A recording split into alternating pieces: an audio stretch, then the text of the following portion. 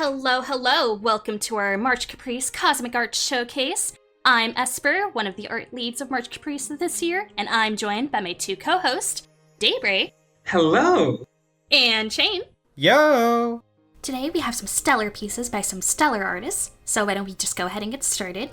First up we have Allyphant, and she writes, "Hello Jello friends, this is my piece entitled Dreamlights.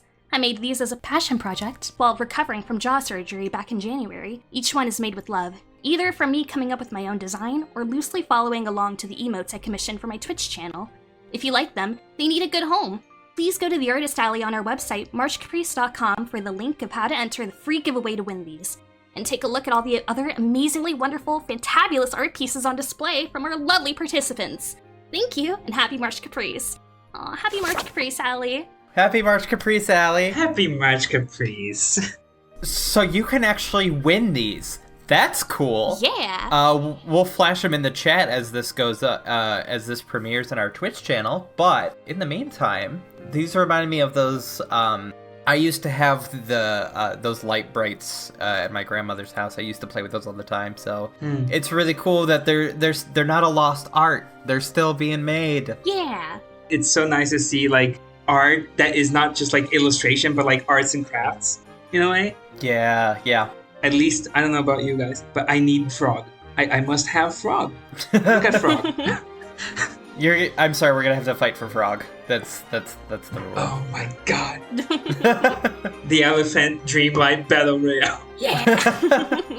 I love, because this is kind of reminiscent of pixel art, right? And I love how pixel art is so deliberate in what pixels you put where, like what colors you use. And I think this is just used so perfectly here, because it's like, look how cute these are. Look how just so, I want them. They're so good. For real. Physical pixel art is a really fun concept. I love that. Gosh, I want that fruits cat. I'm fighting everyone else for that. You guys can fight over the frog. Oh, I'm fighting for all 5 of them, so... Okay, alright, it's war. It's war. Yeah, Ally did a great job at adapting these from pixel art to physical art. I love all 5 of these. I want all 5 of them. And of course we have the Allyphant in the middle as a true representation of Allyphant. Of course. Gotta have it. Alright, and next we have ArtsAndHunts, and he writes, "Hello everyone, my name is David Poliska /ArtsAndHunts, and this is my metaphor Refantasio inspired Sora. I've fallen in love with the art style, and I thought the 2 franchises would go along nicely. So if you liked Sora, stay tuned because Shion and the others are coming too soon. Smiley face. Look how happy he looks." Oh, what a happy boy. That's a very cheerful little lad. Have either of you played Metaphor? I have not. I've played like modern Persona games, which is kind of where the art style kind of shifts from. Okay. Yeah, so I've seen like portraits of Metaphor characters. This is just such a perfect style emulation. Like, look how smooth that line work is, like that coloring is. I love the shine that he put into the hair as well. These little bits of reflection, light reflecting off of his hair. Yeah, like, I haven't played Metaphor myself, but I watched a lot of other people play it, and I've seen clips from Persona here and there. And I really, really love how well they emulated, like, particularly the way that those games do, like, expressions. Mm-hmm. So, like, when I look at the piece as a whole, I see it, but, like, especially the eyes, I'm like, those are Persona eyes right there. Yeah, I agree. Yeah, they did a really good job adapting from Kingdom Hearts to the Atlas works. I also haven't played Metaphor myself, so I can't comment on... I guess none of us can comment on the metaphor of it all, but, you know, being in video games as long as we all have, we can definitely get that Persona influence and that Atlas influence from this picture. Yeah. I also love just the soft shading. You can see it on Sora's cheek as well, just how the lighting kind of fades. It's so... I love it. I'm going to be saying I love it to like all these pieces, because there's just so many stellar works here. I know. I can't get enough of these works, of any of this. I love art! Anyway. Also that cool, like, mud splatter I don't know what you would is there an art term for that? Gosh, I have no idea. Oh, the sort of like the watercolor effect at the bottom, is that?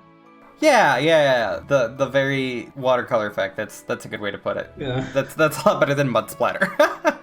But I love what they did with that. I'm guessing that's a metaphor thing. Yeah. Overall, really good piece. Really good piece. Yeah. Yeah. And next up, we have Ashiribe, who writes, "Hi, I'm Ash. This is the second year that I've submitted art for March Caprice. This year, I wanted to represent Shion since I drew Roxas last year. In 358 over 2 days, by the time Riku takes Shion to Destiny Islands, she's already too far gone. Destiny Islands represents a crossroads for many characters, but I feel that aspect most strongly with Shion's story. The reason she exists is because of the memories that Sora and Kairi shared. And now, on that same beach, she's forced to make the choice to give up her personhood so that Sora and Roxas could be saved. She's a very nuanced character that is willing to give herself up, but not without a fight. She even fights Roxas till the bitter end, after she doesn't look like herself anymore. The drawing represents that final choice to be destroyed and swept away after her conversation with Riku in Days. Though she's accepted her fate, she holds onto the thalassa shell that reminds her of why she held on for so long. I'd like to imagine her listening to the waves, trying to remember why those waves are so familiar to her." I love that. Look how, gosh, it's so somber of a scene here. Mm-hmm. Yeah. Can we talk about the world that never was in the water? Yes! So sick. Yeah, when it was first submitted and I got to preview this, I admittedly didn't notice that until now. Like, that's so cool. That's such a cool effect. Gosh, and I love how the waves kind of have, they look like bricks to, like, the building, and it's like, oh, I just love that. Yeah. And like the little Paopu there and Riku just looming ominously. And of course, the one shell that's left behind in at the end of Days is the one that's in between her hands. That's such a good touch. Like, all these creative decisions that she's made is a really, it's really good. That you could tell this person is a Days lover. Honestly, like, I think she just said it so poignantly in her description of this piece. Mm-hmm. Like, it's so bittersweet, so somber. I love it. Right? Good.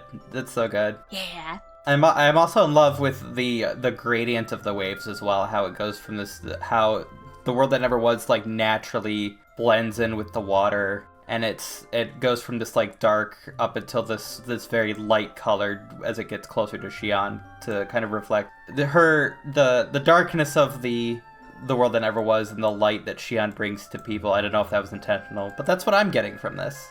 And kind of that light is reminiscent of like that, almost that sea foam that you would see. So very good touches, very good creative decisions. Yeah. And I just love the rendering. Like, I love the leather jacket, or like the organization cloak. It's so well rendered. Mm-hmm. Mm-hmm.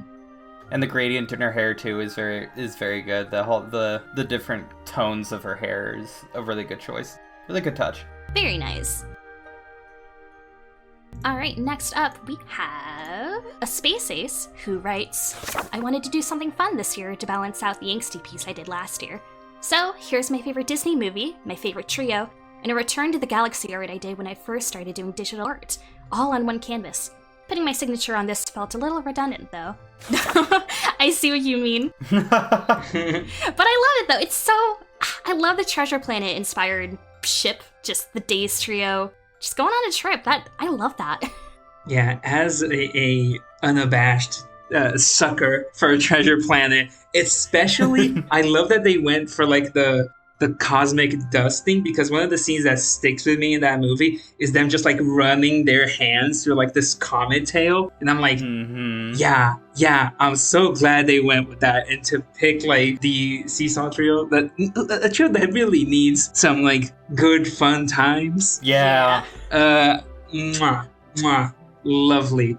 And I like that we see them in their like post cage free outfits, which we should see more. Honestly. Exactly. I also love that they chose the Days trio. Like, if you would have blocked out the characters and you're like, all right, can you guess who's in the ship? I'm like, oh, that's gonna be Sora, Donald, and Goofy. They're the ones that go on the Disney adventures. They're the ones that are always together and outside of the Kingdom Hearts original worlds.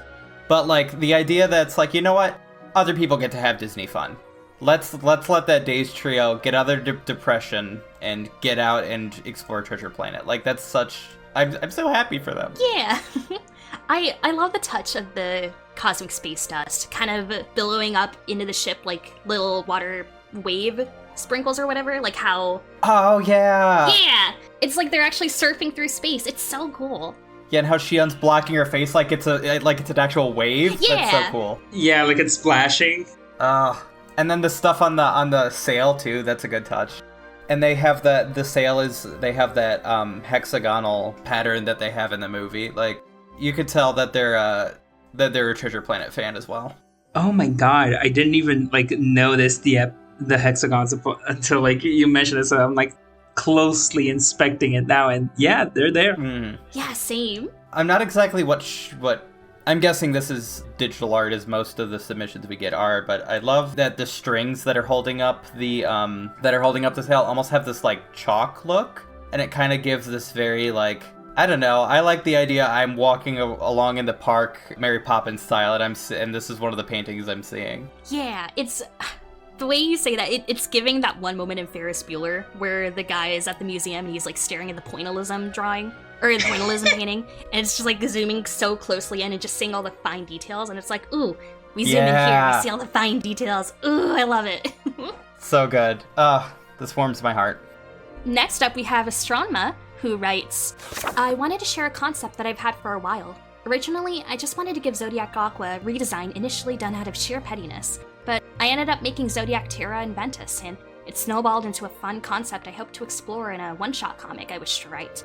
Since Zodiac Aqua didn't have any lore to her, I decided that because of the nature of collecting the Zodiac runes in Fragmentary Passage, the darkness in the Realm of Darkness latched onto the last memory of the person in the spirit of the mirror thought, that being Aqua, and formed a new being. In turn, this would create a new threat in the Realm of Darkness known as Zodiac Phantoms. They're beings that, if someone were to come across in the Realm of Darkness, they run the risk of being possessed, and later becoming monsters should they lose. Should they win, the person who fought their respective Zodiac Phantom counterpart will gain additional strength and a unique power based on their Zodiac. This piece is meant to be a little concept for a cover for the future one-shot. I also decided it would be fun to make Zodiac Aqua a Pisces, Terra a Taurus, and Ventus a Gemini. This is just a fun concept I hope to really explore more through the one-shot and subsequent future artworks of the Zodiac Phantoms.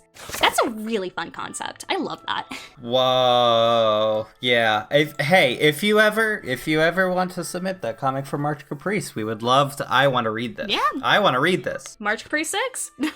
Let's go. Given Astronma has made pieces for March Caprice before, I feel like I have to say this, but every single time I see one of their pieces, I am not only immediately captivated by the glitter, by all the sparkles, but also that the hair, there's always a translucent, almost jello-like quality to them. It's like jellyfish hair, and I love it. I want to eat it. It looks so good. Yes. Yeah. Right? Oh, I just want to take a big bite of them. Yeah, so this whole glitterification of stuff is something that, one, I love. Two, it's very reminiscent of a lot of the Keyblades from Kingdom Hearts 3 and beyond. Ultima Weapon has that glitter effect. The Shooting Star has that charm in the middle that has that very blue and pink glitter, which is very reminiscent of this piece in my opinion, with all the stars and all the glitter. So it makes me wonder if Astronma is a big Shooting Star fan, given their name as well. But yeah, big fan of the glitter, big fan of the astrology here. Yeah, I also love just how their art is always so bright and vibrant. It's such a very distinct artistic style that they've got going on. Yeah, it's so easy to make space look just like a black void with white dots, right? And I love that they always go for lots of purples and blues and slight shades of pink and, make space look cool. God damn it. Right, that's what I'm saying. I also want to point out a couple details here. First of all, I love their eyes are also very unique, and Aqua having the stars in her eyes, Ven having the normal circles, Terra having hearts. And then when you turn to the Phantom versions of them, they all have kind of Xehanort-esque in an eye effect. They have very yellow, very similar to this multi-pointed star look. I think that's a very nice touch, how they had this, how they were very unique, and then after the phantomization, I don't know what you would call it, but then they all had the similar eye pattern, just like in Kingdom Hearts. Yeah. I also love how, I guess, the Zodiac Phantoms here have their respective Zodiacs implemented into their designs. Like, you've got Terra with his, or the Zodiac Terra with, like, his horns and, like, bull ears. Taurus is a bull, right? Yes. Okay, cool. Yep, Taurus is the bull, yeah. And, like, what is it? Are those, like, gills? Frills? Yeah, she has like little fins coming out of her. Yeah! Yeah. And then, does Gemini have a specific animal associated, or is it just, like, two beings that Gemini is? I think it's just twins, but like I like that as opposed to like normal Ven, right? Whose hair is kind of shaped like a star. Zodiac Ven, and I don't know if it's like just a pose or if this was intentional, but like his like hair is like splitting, going two separate ways at the top. It's like going like in a mirror shape. Oh, yeah. Yeah, it's kind of, it's a little bit symmetrical down the middle there. I also want to point out that it's really cool that Ven got the chin guard like Vanitas. Ooh, yeah. In the Phantom version, I thought that was a really nice touch. They're also wearing various colors. It's so colorful and so different, but you can tell that they kept I also like that they kept their color schemes. And they gave each of the characters like different colored blush as well, which is a really nice touch. Mm-hmm. Yeah. Lovely. Good piece. Can't wait to read this comic. Kingdom Hearts Starbound, March Caprice 6. You heard it here first. I've decided. Alright, next up we've got Chef Sippy Soups. They write, when a clef key is abandoned in a place like the Keyblade Graveyard, the pain and sorrow corrupt its heart, and it evolves into clef key. Or clef kai, the meaning is the same. After spending millennia wandering amongst the broken keys, it has been reduced to little more than savage instinct and rusted iron. In total, this sculpture took me well over a month to make. The concept art itself took me several days. Each keyblade took 2 to 3 days to sculpt by hand, using polymer clay, wooden skewers, and aluminum wire. It was a painstaking and sometimes frustrating process of trial and error, hours of sanding and fixing broken pieces. But it was an equally wonderful chance to improve as an artist and learn new techniques.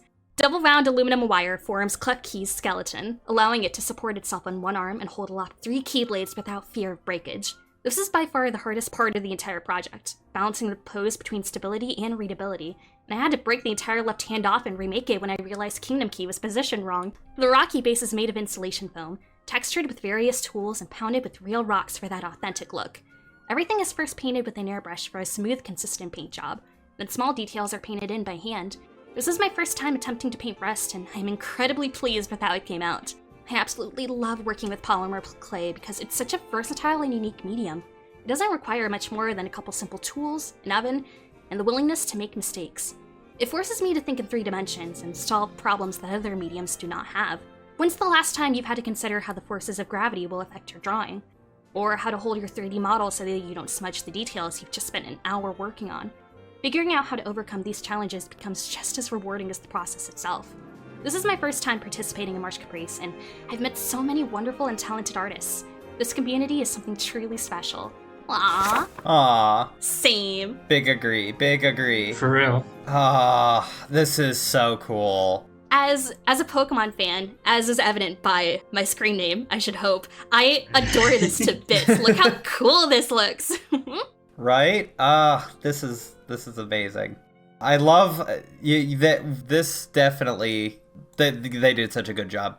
They got that rusted look down. Yeah, and I love how like we're getting stuff that's, more like, for lack of a better word, like a diorama almost. Yeah. Because like it's not just like the little heartless, it's like the keyblades and the scenery. And I like, first of all, the design of this little guy, love. The keyhole as a mouth, the little crystal, mwah, love. And that like keyblade just above him, I think might be an original design, and it looks really cool. I think it might be one of the ones from the Keyblade Graveyard. I could be wrong though. That could be an original design. Either way, they did such a good job at adapting that. Yeah, I think with all the Keyblades, but like that Keyblade specifically as an example, look how the light hits it. It makes it look metallic. Right? Yeah. This is all made with clay, I'm pretty sure. Like, that's insane. Yeah, that's ridiculous. They got the color down so well. Like, this is what makes me kind of sad that March Caprice is a digital only medium, because I wanna see this in person. I want to touch this. I want to see how this feels, right? That rock looks like it's a completely different texture or a different feel than like the Keyblade and stuff, even though it's made out of the same stuff. Ugh. I want to see more of these. More dioramas, please. March Caprice 6, dioramas. We got dioramas and a comic. All right, we need more. We need everything. Come on, you guys. We need everything. I'll say I also love the purple darkness coming out as well. That's a good touch to like the ground, and it's how it's coming over this front Keyblade is starting to get covered in it, and you see the one on the ground is also starting to get consumed a little by darkness. Great touches all around. Yeah, that's so cool. I love how they mention in their description specifically how this sort of work, it's about the willingness to make mistakes and to kind of break your pieces to build them even better. And I think that's just like the cool thing, especially with a physical medium like this. I just think it's really cool that you just keep going and keep trying new things to make things work. And it's so cool. I keep saying that. It's just so cool. Look how cool this is. Way to like power through it. Like that's Yeah. kind of inspirational. I did look it up. That Keyblade in the back is one of the Keyblade graveyard ones. That's such a nice touch. People don't tend to think about those ones because they don't have names and they're never wielded by people we see. So it's really cool that that's thought of. Yeah. Mm-hmm. Such a fine attention to detail. Mm-hmm. Alright, next up we have Dynamite Sunshine, who writes, I decided to draw Alexius of Organization 13 because he's the 5th member. He's breaking through a clock to represent the themes and that this is the 5th March Caprice. I was working on being clever that he broke all the V's on the clock because he would be surrounded by 5s too. It definitely pushed me to learn more of my chaotic style and enjoyed how it came out here. I hope you all enjoy Alexius's collateral damage. Ah, look at that! Hey, there he is. There he is. Yeah, there he is. He's just a little guy. He's just a little guy. Now, I remember this person last year, how he had a lot of different characters. He sold some of his characters. I don't know if this one is up for sale, but it's good to see Alexius as part of the collection, and that's so fun that you've thought of the theme both as 5 and time to add into your piece. Like that's so cool. Yeah, I love how he's just breaking through. Like he's like, hey, what's up? I'm here now. Like the Kool-Aid man. And like, I love how like, I'm not even sure how this was made necessarily, if it's like entirely digital, but because like it has this feel of almost like a collage you would do on like a school book. It's shaded so well that you can see like the layers of like his axe sword is on a different plane as him, as his hair, as like the little pieces of glass. Yeah. Like it feels very three-dimensional. Yes, yeah. It's not flat. I also love that they're like the 2 layers of the clock as well. Yeah, or I guess those are glass. Yeah, that's glass breaking. Yeah, it's such a good depth of field. I also want to say I love the idea, the axe sword that he's carrying can also be interpreted as a clock hand because it's at the center. Like that's so like a lot of good attention to detail and a lot of like referential stuff. That's just such creative decisions. Lovely. Good work. Next up we have Elaxn, who writes, Master of Masters concept is a shadow-like creature with his one eye. The glitch is showing his relation to the data world. Look at that! Ooh! It's so spooky! Ooh! Yeah. I love the darkness whiffs. Ooh! Right? Look at the I don't know what this is, but that texture that's over the entire piece, like the lines, the magenta and yellow and the gray and the blue, kind of like a corrupted. It's glitches. Yeah, I was gonna say it's a very giving, very glitch, very corruption. That's so cool. Yeah, I'm a big fan of like darkness as kind of like liquidy substances in a lot of media. Yeah. So I love how it kind of just like floats away like ink on water. It's very. I don't want to say Hollow Knight-esque because that's like a different vibe, but it has that similar vibe of like a living shadow. Yeah. I was gonna say, I think that the end of the wisp really sell that as well. It's kind of, when you put ink or blood into water, it kind of pools into clouds, but this is more of like tentacle wisps at the end, which I think is a really unique, it gives it a unique like viscosity to it. Yeah. That is really, really cool. Also, it kind of almost forms tattoos on the face. Ooh. Like, that's cool. I don't know if that was intentional, but like, that's something that's really, it's part of the look. It's part of the look. He is serving. He is serving. I love the little zipper on his cloak. It kind of is forming a little heart symbol. I don't know if that's in his canon coat design, but it's just such a neat detail. Yeah. And that grin. Yeah. Oh, that grin. Look at him. Terrifying. Very, very Cheshire vibes. Yes. Alright, next up we've got esoR, who writes, "Hello friends, I'm esoR, and I'm so excited to be participating in a March Caprice this year. I'm a new, not-so-great artist, well that's a lie, who has loved Kingdom Hearts for as far back as I can remember. I wanted my piece to call back to these early memories, the nebulous couple of years post-2005, waiting and wondering what will happen next, where all we had were 3 games, a letter from the king, and the memories of the past. I was too young to know about the community that was sprouting up online and the fan works others made. I was too young to send my own love letter out into the world, but now I've grown up and been welcomed with open arms. So this silly doodle is my late contribution, from a young artist to a young girl, the one I wish a little me knew she could make 20 years ago when things were just getting started. So please, take care of her." Ah, it's so cute, look at that! This is so cute! I love him! Ah. It's so adorable. That's another. He's just a little guy. He's just a little guy. He's just a little guy. Look at him. Look at him. esoR's description saying that she's not a great artist? Complete lie. This is beautiful. I love this. Have confidence. Boo. Everyone boo esoR for their lack of... Oh, no. Maybe don't do that. No, don't do that. Boo self-doubt. Yeah. Not esoR, but boo their self-doubt. Yeah, well, I'll boo self-doubt. Boo. Boo. I just love the story that she's accompanied. Just like a love letter to both the series, to this community, to the person she was way back when. Yeah, we take care of her. I'm gonna take care of this Sora. Yeah. He's a little guy. Yeah. If this showed up my door, of course I would take. This is my thing. I'm taking care of now. Him and his like 7 toys or whatever. 1, 2, 3, 4, 5, 6, 7, 8, 7 to 8 toys. Like, yeah.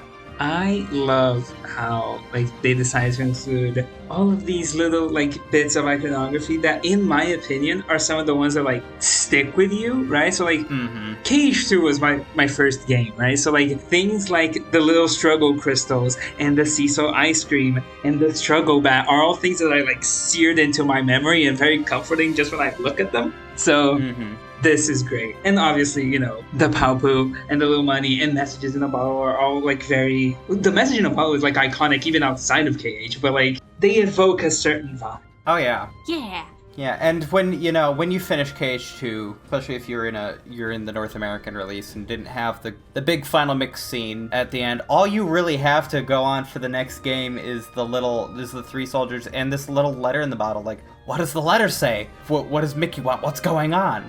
So this is the one of the few pieces of hints for the future that leaves you wondering what comes next. So it's a very small world with that unique feeling of there's something greater on the horizon. Yeah. And I think that it just perfectly parallels, I hope, the community of the Kingdom Hearts fan base, of the March Caprice events, just the all these cool people, all these just fun things just coalescing together, just a real sense of community. That, yeah, I think that parallels pretty well. I think I lost the parallels in my explanation, but I hope that makes sense. It's giving March Caprice. It's really giving. So true, bestie. So true. All right, next up we have finalmix, who writes, "This 2-part poster series designed by Eve, also known as finalmix, depicts the skies shared between Sora and Yozora. and where the Kingdom Hearts series is headed.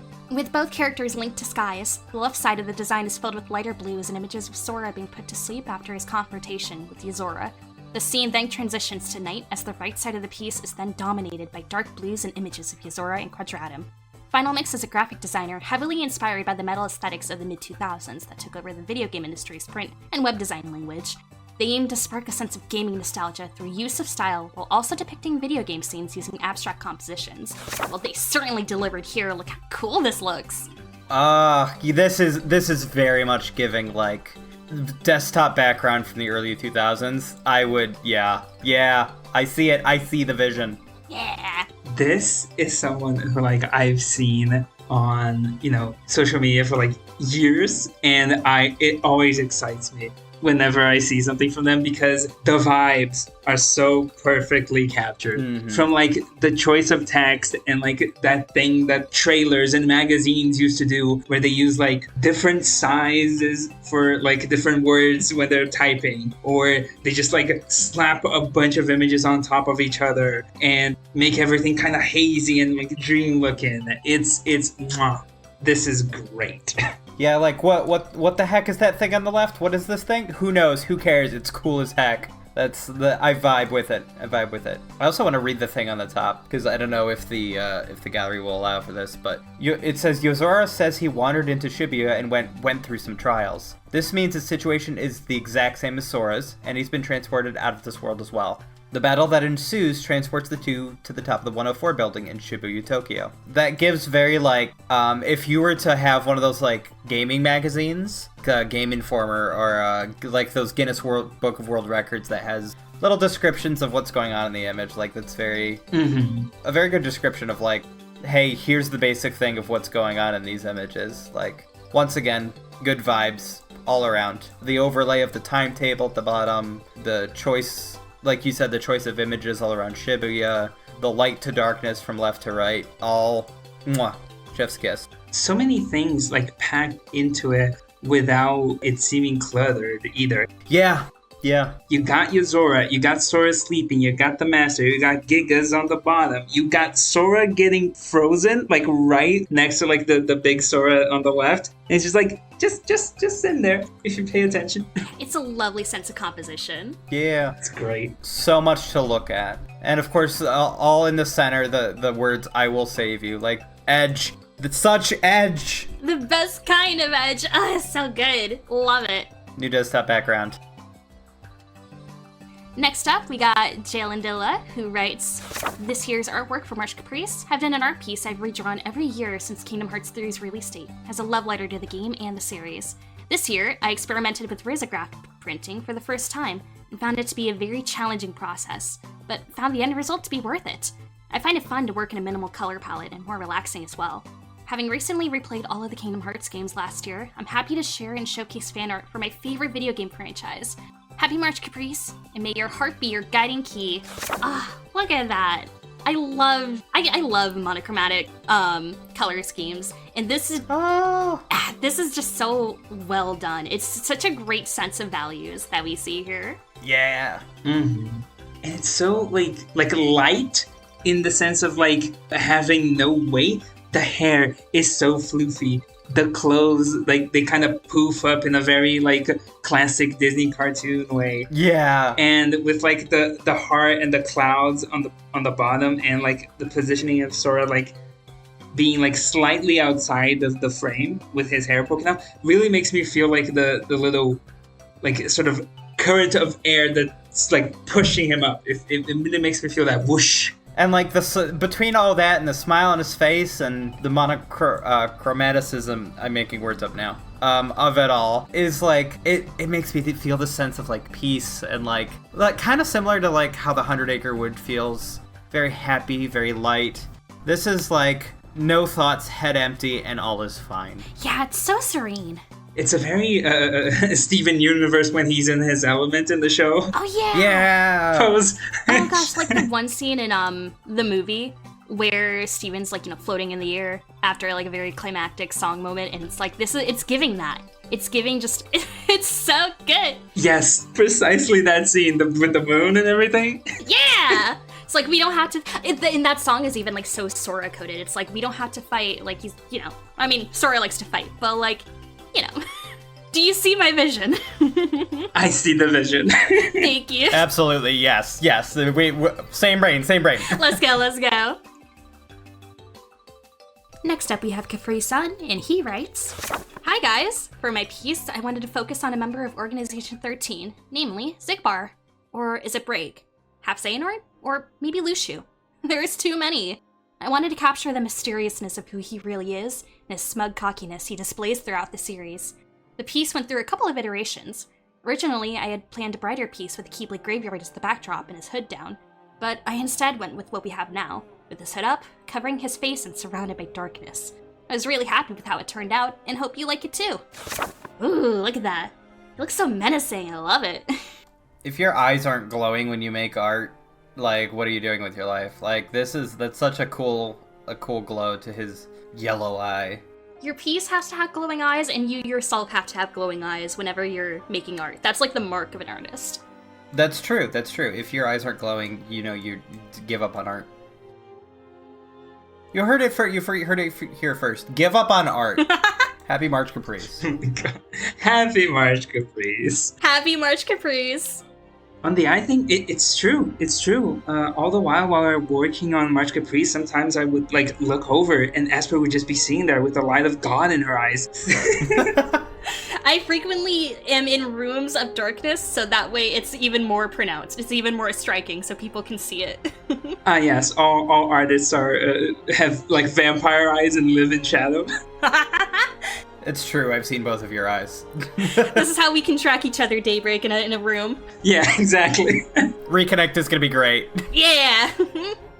Everyone go sign up for Reconnect. Tickets are still available, probably, whenever this drops. I'm pretty sure tickets are still available. So, tickets will still be available. Unless they sell out, yeah, at this point they will be. But. Tickets probably still available. So this is also giving very, like, graphic novel. Yeah. Like, the mark underneath the lips, the very intense lines, it feels like something that would be in a graphic novel. I agree. I love the use of both just pure black inking for the really dark areas, like, especially, like, underneath the neck. Mm-hmm. It's just pure black. But then you also have very detailed, fine shading just elsewhere, like on the coat and on the face. It's so good. And I like this glow coming from the back, like really like putting some emphasis on how like shadowed the face is. So you have this little outline around the hood, and then the face is just like shroud. Love. Yeah. You can either make a reading of that behind him being like darkness, or, well, I guess that is what's intended based on their description, but I like also an interpretation where it's the light behind him, but like he's facing away from it. He's facing away from the light. Yeah, his back is turned to the light. That's so good. Lovely. Love it. Alright, next up we have Kateecloud, and they write, "The title for this art piece is called Judgment. For this year's March Caprice, this piece focuses on the last interaction between the siblings, Hoder on the left and Balder on the right, from the mobile game Kingdom Hearts Dark Road. Potential spoilers! I wanted to attempt to portray the unfortunate tragedy that occurred between them. I really like their dynamic relationship and how desperation and anguish can potentially make you lose yourself. I took the time to carefully depict their expressions in that moment of the story. It took a bit of time to get the expressions right. Balder's expression shows relief and being overwhelmed by seeing his sister again, not knowing what to do and holding his keyblade almost like a lifeline.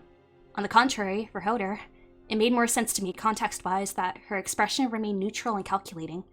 I chose to have Hoder's hands outstretched to her brother to depict how much she still cares for him, and also to show the audience that she's already met her demise earlier in the story.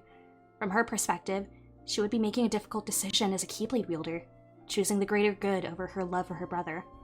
In the technical aspect of this art piece, I wanted to focus on improving my rendering skills for this artwork. I've been working on this on and off since September of 2024, getting the proportions, skin, hair, and clothing to my satisfaction.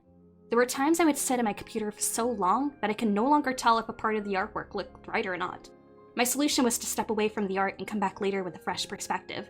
This was the best way for me to catch mistakes that I could learn how to fix. I highly recommend it for those of you who draw for long periods of time. I also agree, it's tried and true. If something's not working for you guys, step away for a bit. Yeah. Come back to it with clearer eyes, fresher eyes. it works wonders. So I agree. Yep. Yeah, I feel like that doesn't just apply to art. I feel like that applies to, like, writing. It applies to making your cosplays or, like, any kind of project. Even video games sometimes. It's like, you're trying to get through this part in a video game and you're, like, banging your head against the wall and you find yourself making, like, stupid mistakes. And, like, you're just like, okay, I'm gonna get up, go to the bathroom, have a swig of water, maybe come back to it the next day, and you do it, like, first try. And you're like, oh, I was just burnt out and didn't realize it. Like, so tried and true. Yeah. Yeah. They continued, alright? To be honest, my favorite part of this piece was working on Hoder. She has such complex hair and clothing styles, and a unique perspective, that I was able to understand how objects fold, twist, and blend using only a few colors. Drawing Baldur, however, was quite difficult for me to grasp in the beginning. He had different textures of clothing, and his hair is more drastic in comparison to Hoder's. Not to mention, learning how to render metal for Baldur's Keyblade was challenging. I have many favorite parts of this piece, but if I had to choose, I'm truly happy with how Hoder's hands and Baldur's shoes turn out. Here's to another year. Happy March Caprice. Look how cool that is.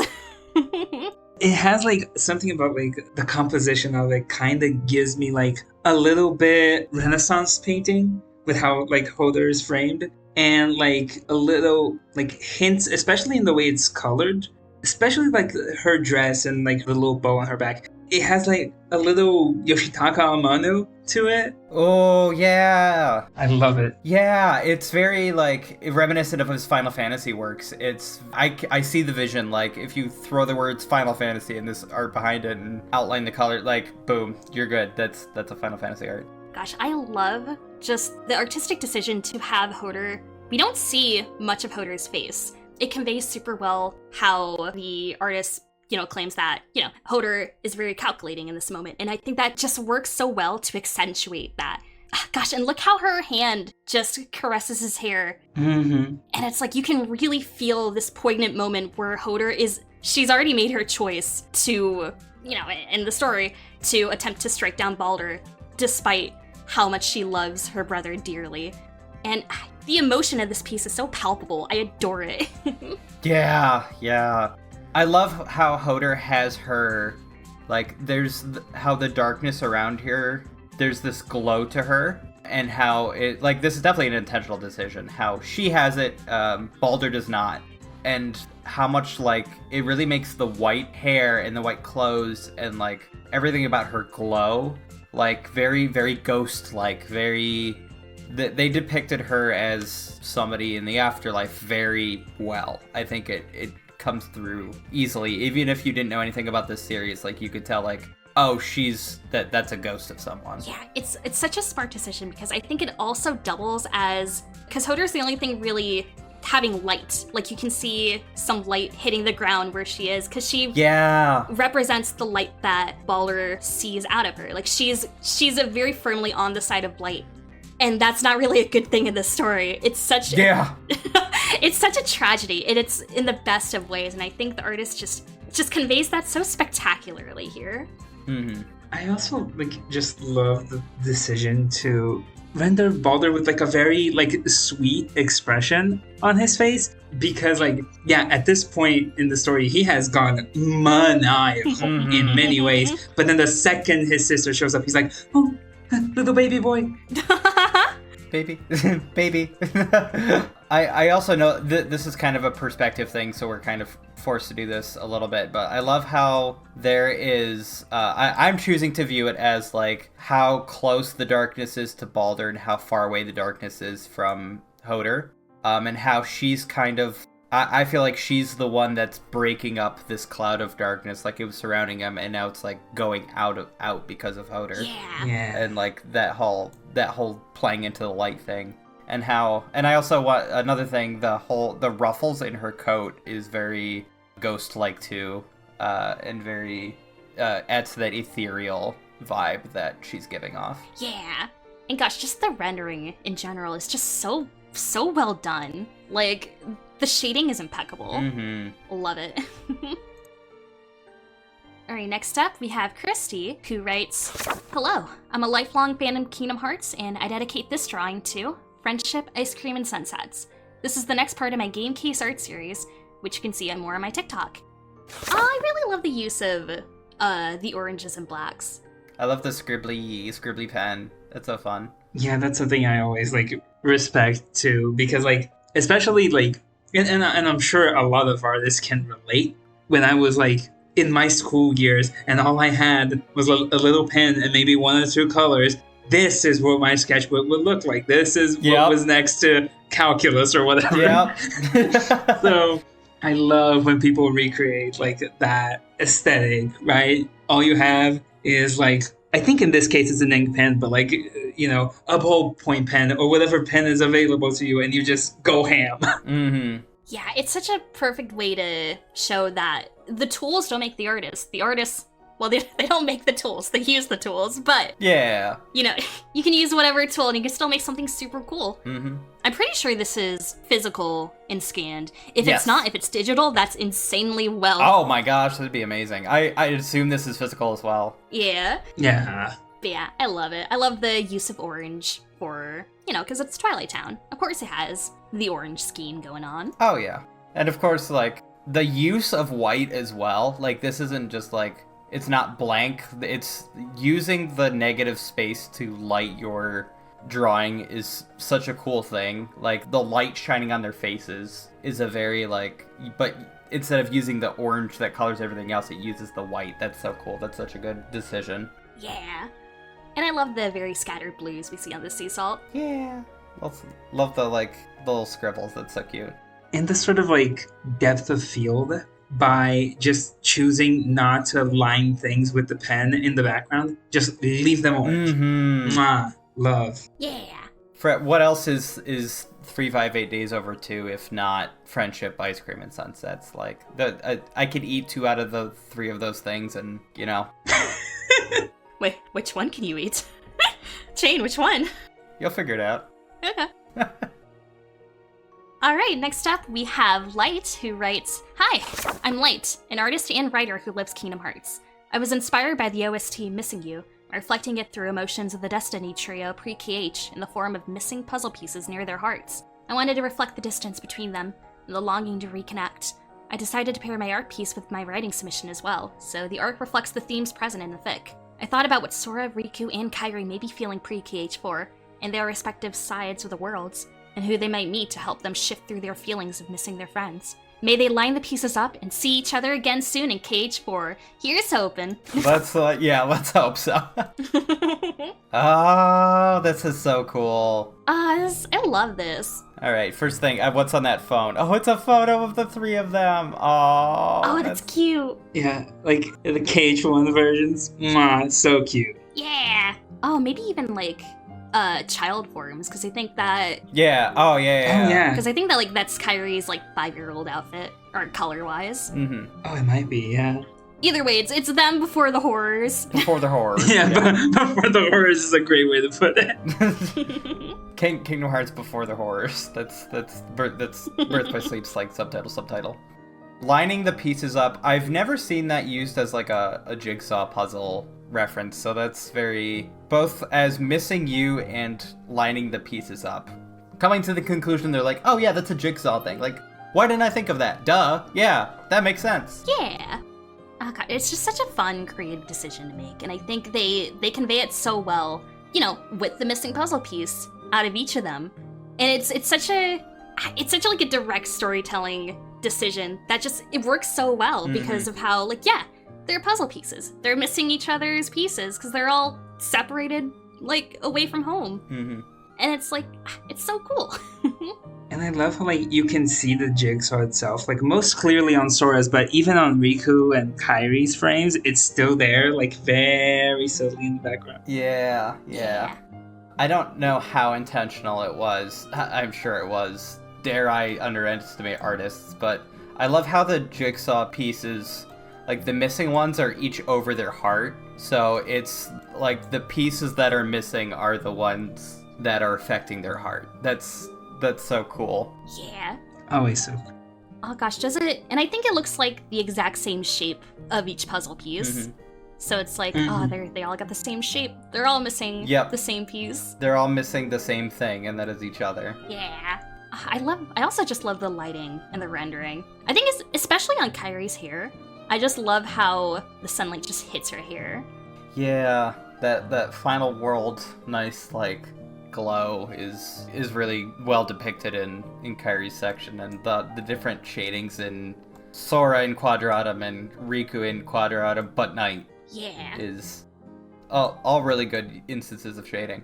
Oh, and it's such a cool decision to have Riku in his Super Groupies outfit. Yeah. Oh, you're right. Yeah. To show that, he's in unreality, in, like, the same reality as Sora. And Kairi's on the final world, she's still got her Cage 3 outfit. That's a neat design decision to show where they are in their respective areas.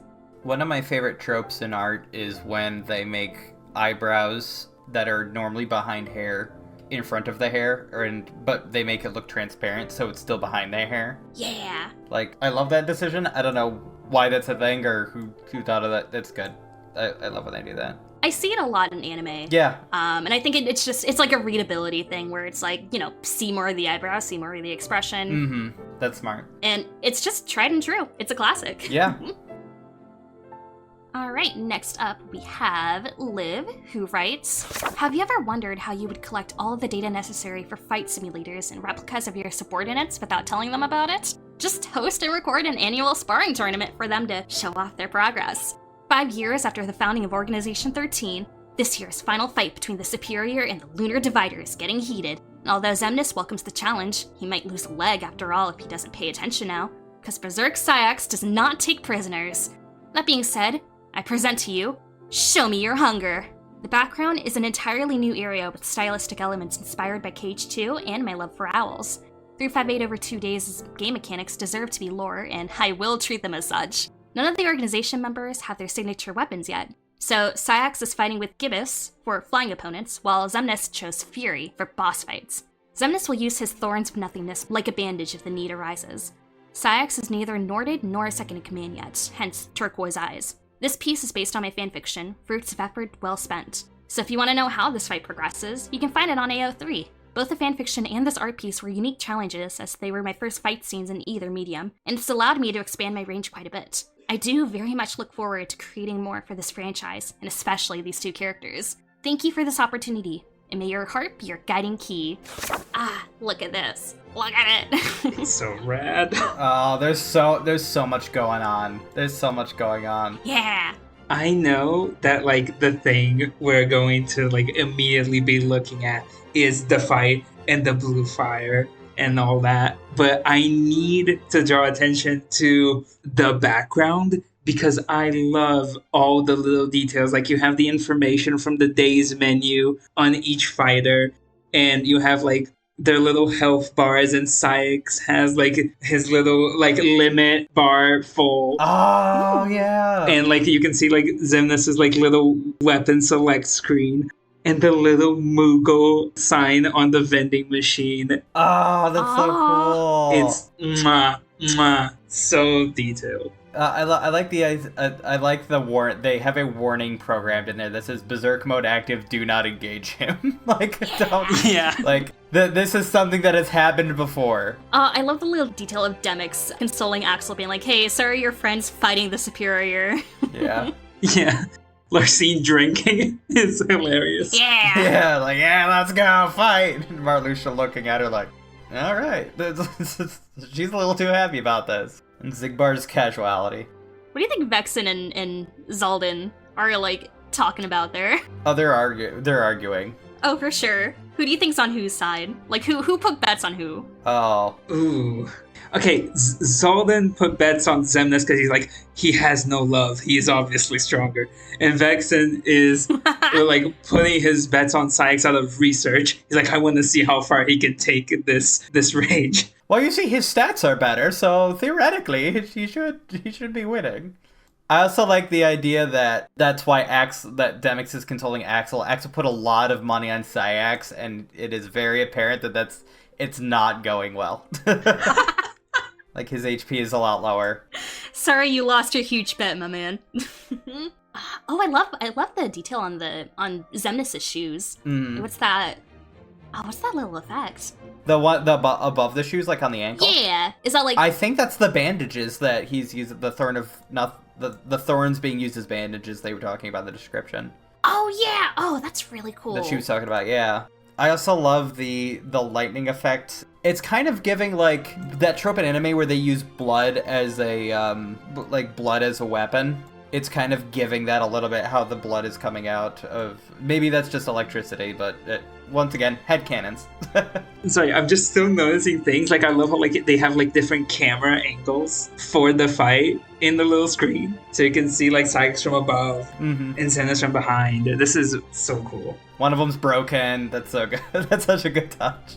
I was gonna say, I once again love that this takes place in a place where they don't have their signature weapons, so you get the very unique Days weapons. You have the Fury and, what was the other one called?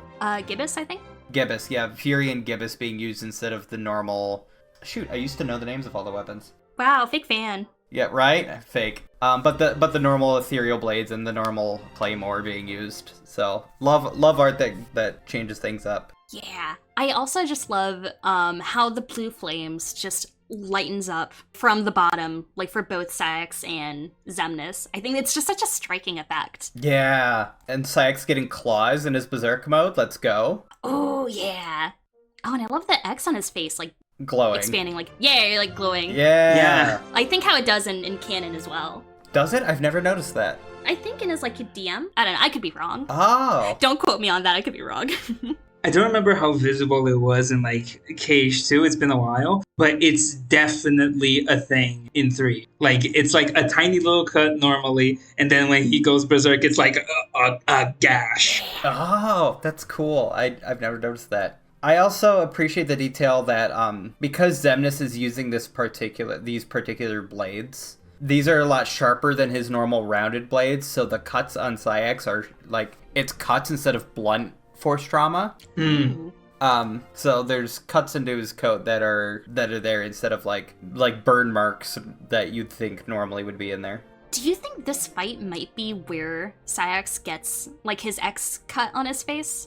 That'd be a fun detail. I don't know if their description contradicts that at all, but I think that'd be a fun detail. Right? It's my headcanon. Good stuff. Lovely. Next up we have Mahouoni, who writes, "Hi, I'm Mahouoni. I recently got really into rollerblades and skating, so I drew Xion on wheels. She is speed, she is grace. I've been a fan since I was 9, and Xion was actually one of my least favorite characters at the start, lol. But I eventually got over my irrational distaste, and she climbed all the way to the top to become a fave. My fave character is Isa, though. And I like to draw the characters doing fun and chill stuff, ergo, I had to give Xion some rollerblades and let her have some finny fun. Happy Caprice. Ooh, look at that." She is speed, she is grace. Yeah!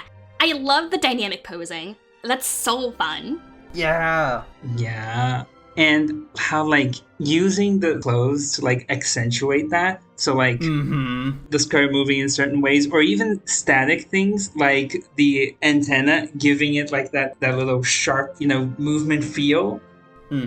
Plus, I just love the moon and stars, like, knee pads. I think that's just cute. Yeah. Oh, yeah. I love how the skates are not only checkered, but the black part has this, like, wisp to it. It's like this fun, like I don't think rollerblades normally look like have that kind of thing to it, but I love how silly they look. Like we're having a good time. Yeah, is it like the little curve at the back of the blade? Yeah, the curve at the back. Yeah, and how that contradicts, like, the curve that goes along with the foot. Yeah, I think it's meant to be like one of those stoppers, because I know rollerblades have that at the end. Actually, I don't know if single line, whatever the term is, rollerblades do. I'm realizing I only know the ones that have, like, the 2 wheels on each side. Oh, like roller skates? Yeah. Oh my god, is that like a different term? I didn't even know.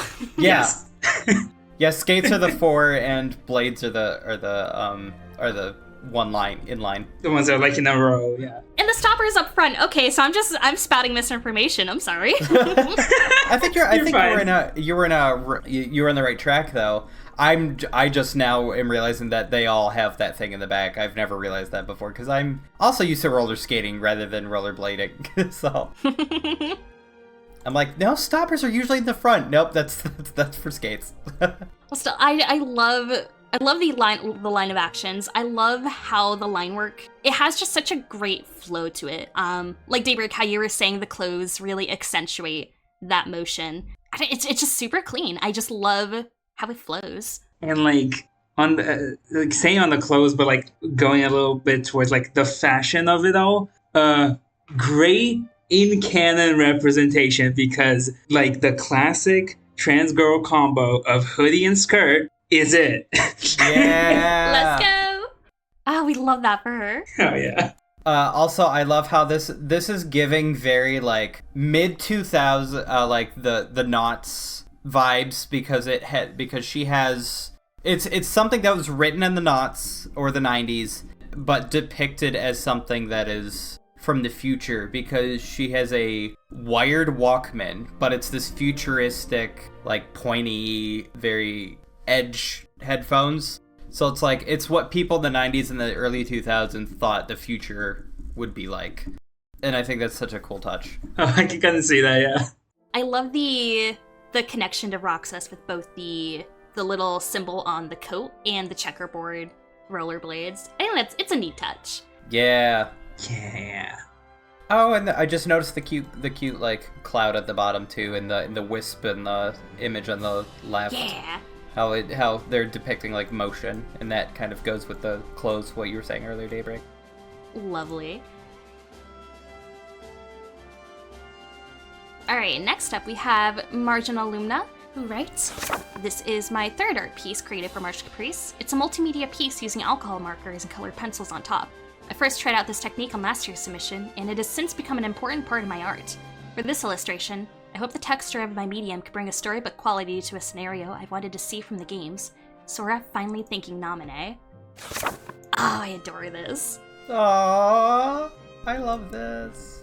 It's such a great, like, storybook kind of aesthetic. It's conveyed so well. I love the thick outlines between Sora and Naminé. Mm-hmm. Yeah. And that's like really helping like give it like the same feel that I mentioned with like the Lexius one, where like yes, it's all one piece of paper, but you can feel the pop-up book energy of it. Yeah. Mm-hmm. How very March Caprice 5 of them is as well. They don't even know this yet when they made this, but storybook being one of our motifs this year just lined up perfectly with their pace. Yeah. I love the background. Like, it's very deliberately flat, and I think that works so perfectly well because, yeah, it's like a storybook aesthetic. It conveys that aesthetic super well, including, like, everything else. And I love the little star at the foot of the staircase because, you know, Naminé in the final world, she was a star. Yep, yeah. Love it. This is also, like, it's very storybook. It's also a very coloring book, in my opinion, because of the thick lines. Like, I could see this in black and white and myself, like, using those alcohol markers to color in, like, Naminé and Sora and the stairs and the grass, and I want a coloring page of this. I also just really love the usage of the markers for the coloring, because it provides such a unique texture that you can, like, emulate in digital media with, you know, like, specific, like, brush settings, but it's another thing to have that physically, you know, just done. Mm-hmm. Mm-hmm. And extremely well shaded, too. Yeah. Yeah, I love I was gonna say I love the floor beneath them is very the how they use the blues for the shadow and the yellows for the light. It's a very good touch. Yeah. Alright, next up we have Meteoricman, who writes, "Kairi in her Kingdom Hearts 3 outfit floating in the sky of the final world. I tried to give the foreground a warmer hue to contrast the blue of the background better, with her in a pose reminiscent of Aqua in the 0.2 menu screen. Kairi has always been one of my favorite characters to draw, so I had a lot of fun making this." Oh, look at her! There she is! There she is! I love the lineless artwork they've got going on. Mm-hmm. Yes. I love the posing. I just love how it's shaded. Like, it's a very unique style that they've got going on. Mm-hmm. I was gonna say the lineless with the shading is a very like you can tell where how the light source is coming from her right, our left, and how that's kind of Like, it could be very flat colors, but he's chosen to, like, use a little depth in color. That's a very fun and very cool thing to do. And the hair as well, like how the middle part has this lighter and it goes out to these darker colors. Yeah, and I love that, to my knowledge, as far as I'm seeing, it's all like kind of cell shaded. Like there's not really much blending, right? But it works super well because we see just a very smart usage of the values of the colors of shading to where it really helps accentuate that style that he's just got going. Yeah, so good. Next up, we have this piece by Myth6367, who writes, "This piece was created by using Gacha Life 2 and Ibis Paint X. The art features esoR, Magia, Aegis, and my KHOC Rin with firing flames on their eyes." Oh, I love the use of colors here. Yes. And like, I love that, like so many people have done like art of esoR, right? Like he really blew up after his release. Not enough Magia and Aegis, and they have like such like cool designs. Like maybe it's just the like green lover in me, but I've always wanted to see art of Aegis. So I'm like, yes, yeah. Now we're talking, baby. It's so rare to have a character in KH with glasses. I think it's Aegis and Vala as the only two, to my knowledge. Yeah. Yeah. So glasses fans, we gotta take what we can get. That's right. For real. But yeah, I just like love the composition where they're all in their 4 quadrants. They all have their very specific color palettes that they got going on. I think they complement each other very well. This is very much giving pop art, very, very, like, this is an album. They're dropping their album art. Yeah. They're dropping their boy band album on SoundCloud. That's right. Listen now, gonna be in the concert soiree. Is it giving Gorillaz album? Does the Gorillaz have an album like that? Yeah, with the four. Yeah. Oh yeah. Yeah, that's the one. Yeah, Demon Days. Yeah. Giving gorilla. It's giving Gorillaz. Me, who has never listened to Gorillaz. Jaina Tarzan. It's giving Gorillaz. It's giving Gorillaz. Both of you, stop being funnier than me. No. That's fair. I also love how their OC's weapon. You could have fooled me and told me this was the 4th character that was in that scene, and I would have believed you. It blends very well with the other 3. Because I think, oh right, because there's Final Fantasy 15. It's the group of 4. Of course, this is the 4th person. Magia, Aegis, and Rin. That's naturally it fits so well. They did a good job at making their OC canon. I don't know if canon compliant is the word, but... No, but yeah, it's so easy to, like, overdo it, right? To the point where, like, they stand out next to the other characters, but they really captured, like, the aesthetic of the other members of the Verimax crew. Yeah. Also, gotta love the anime eye flames. Always a fan of anime eye flames. Oh, iconic. They must be artists, their eyes are glowing. They are. Of course. Alright, next up we have Miko, who writes, "I am Miko. I am a longtime enjoyer of Kingdom Hearts, and I think Riku and his story are magnificent. I can't wait to see what KH4 has in store. I wanted to draw something that involved one of his many iconic moments. Near the end of Dream Drop Distance, confident and composed, he finally accepts himself and beats Ansem. Ooh, look at that composition. Yeah, I remember last year they did like a movie poster. I remember this one from last year. And I'm so glad to see them back because I really love that, and I'm really loving this one. Just the unique style he brings to March Caprice every year. I look forward to it. Yeah. I love the very dynamic lighting, because we have the light at the bottom in it. We can see the light source and how it hits Riku from like a... Yeah. And like the ever so slight glow of Ansem's eyes, which like really pops when it's like surrounded by like the shadowy wisps. Oh my god, Ansem is an artist. The artist eyes, yeah, there we go. Of course.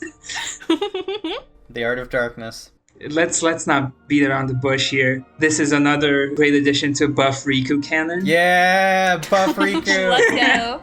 Gosh, and speaking of eyes, Riku's eyes though, the blue and the green, like blend. Ooh. That's such, like, he has such pretty eyes. Mm-hmm. I'm also loving the bend to the keyblade that they give. Like this very just it works well with Riku's pose. Yeah, it gives a very nice sense of how the camera is positioned. Not necessarily fisheye lens, but kind of like fisheye lens adjacent. Yeah. Mm-hmm. And Ansem's eyes, how he's giving it's. You know how Xehanort can do that thing with his eyes where it's very like you can't do this IRL, but it's he can like bend one eye to give you this like very weird creepy look. Like I'm getting that again from Ansem. It's really cool. Yeah, lovely. All right, next up we have MNS Prime 21, who writes, I first want to express how thankful I am that someone was able to reach out to me during the first year of March Caprice. I think it's time to display my artwork to the Cosmic Arts exhibition to celebrate 4 years participating in this event. Going to confess firsthand that yes, young Xehanort is my favorite KH character. Therefore, it stands to reason that I do my best to put a lot of love and effort when drawing young Xehanort. Even if he wasn't my favorite, at least it's befitting for the theme of this year's event. I could ramble why he's my favorite, but I hope the artwork I'm sharing here is enough to understand. Now presenting my process for this art piece. Normally, I would draw my artwork with Procreate on my phone like the last entries I presented in the past for the Artist Gallery. However, since I got an iPad and an Apple Pen for my birthday last year, I figured to give myself the opportunity to take advantage using Procreate for my iPad. While I am accustomed to using my phone as my go-to for drawing, it felt natural to use an iPad and Apple Pen to properly draw like you would with pencil and paper. But only on some occasions. It's mostly used for me to make my comics to save space. As for the artwork itself, I start off basic sketching with, of course, a sketch brush of my choice, soft pastel if you're curious. Ooh, I am curious, I love that. Then I work my way with line art over the sketch layer using a darker color to complement the base color. For example, his skin tone is somewhat a light brown, therefore the line work would be darker brown. Once I finish the base lining and coloring, I begin the setting of the background to eventually work on my lighting and shading. That in itself can be tricky because I'm not always satisfied and had to constantly rework it, especially the face. One of my favorite parts to work on was the hand holding the chess piece. Not only was it fun and challenging to work on the perspective on his hand, lighting and shading included, but the chess piece is from the official KH3 chess replica that I personally own, which I simply angled and snapped a photo to slap on the artwork. Adding the lightning was actually something I decided to add later during the process, and I'm glad I did it for it gave it a lot more personality. After I finished my work on Procreate, I would add my art signature, then give my artwork the final touches and extra flair by treating it with some editing using an app called Snapseed, which also helps to separate from the original artwork that only I have while everyone else sees the filtered version. I normally would try giving it a glamour glow and a vintage filter for most of my artworks, and this piece is no different. I could go on and on over the details of this process. According to the statistics of this artwork, it took me over 10 hours because of the constant reworking of this art piece, especially the face, which was the most challenging. Despite it all, it was therapeutic for me, and drawing in general is a hobby I dearly treasure, especially for Kingdom Hearts. I hope you enjoy my brief insight of this process. Nothing else to say other than happy 4 years, and many more to come. Thank you for reaching out and letting me be part of this wonderful event. I can't wait to share more with you going forward. I love this. It's so striking. This is so cool. And I was about to say, and they brought it up over and over again. I was going to open with this, but MNS Prime is somebody that I recognize every single year. Like, I'm like, oh, yep, they're back. So it's really cool that she's been here since year one and has continued to come back to March Caprice. So thanks for coming back every year. Yeah. Oh gosh, I loved getting that step-by-step of the art process that she went through, because I think it's super cool to kind of see, how an artist starts from the beginning of a piece and just going through it all until they get a finished piece. It's so cool to see how artists, do their work. And I love, in the piece itself, it's like, you can't see it from afar, but then you look closer. I adore the use of halftones for the lighting. So you have, little blue halftones for the lighting around him and, little yellow ones for the lighting around the piece. So cool. Oh, I love that. It's such a stellar, usage of texture to really highlight the cloak's material. This owns, and I love the use of the colors and the values. The blues are so striking, and then you have the gold of the chess piece and of young Xehanort's eyes to really hone your vision in on that. And he's got the glowing eyes. He's an artist. He's got the artist eyes. Oh my god. And artists recognizing artists. Here's the thing. Between like the blue lightning and the yellow lightning, he's got the Miles Morales thing going on, and Miles Morales is also an artist. Oh my god. Oh. It's all connected. It's all connected. Oh, and now I'm realizing, because like the gazing eyes on this piece, Master of Masters, he's an artist. He's perhaps the artist. Yeah, there we go. There it is. This is your official March Caprice theory, the only one you're gonna find on the show. I also love how the chess piece not only has this blur to it, but it's very like, it looks like it's 3D modeled. It has like depth. I don't know if depth is the right word to it, but it's very. It looks like I can grab it. I want to grab it. Like he's giving it to me. I think she mentioned in her description that she specifically snapped a picture of the chess piece that she owns, which is wild. Congrats. That is such an insane collector's piece to have. Or like the whole like chess set is an insane collector item. Congrats to you. Sorry about your wallet. It's composited in this piece so well. Like, I just love how like it's all edited. Like, look at that blur. Look at the lightning. Oh, it's so cool. Yeah, and the background, how it has these like, I don't even know what to call this effect, but the lines, it's giving like I don't want to say, I don't know, but it's very good. I don't know how to describe this. The multiple clocks, the depth of everything, it's very well done. The shading on the how the chess piece is glowing on his face, that's a great touch. I love that. And the art and the brush strokes on the hair, very, very good work. Very good work. Yeah, I almost want to say it's like because it's not like a moving image, but like it gives like kind of a parallax kind of feeling with how everything in the background is kind of layered. So like, yeah, you get that depth of field. Lovely. That concludes today's session of the Cosmic Art Showcase. We've had so many wonderful pieces that we got to go through, just completely rave about. Thank you so much for all the artists who submitted your pieces to let us yap about them. We love yapping. We love your pieces. We do. We love yapping. We love seeing your art. Thank you. Thanks everybody that submitted. Thank you so much. And for those of you who want to see these art pieces and the rest of our artist alley, you can view the entire artist alley with all these pieces in it at marchcaprice.com. Thank you so much, and happy March Caprice! Happy March Caprice! Happy March Caprice! I love art.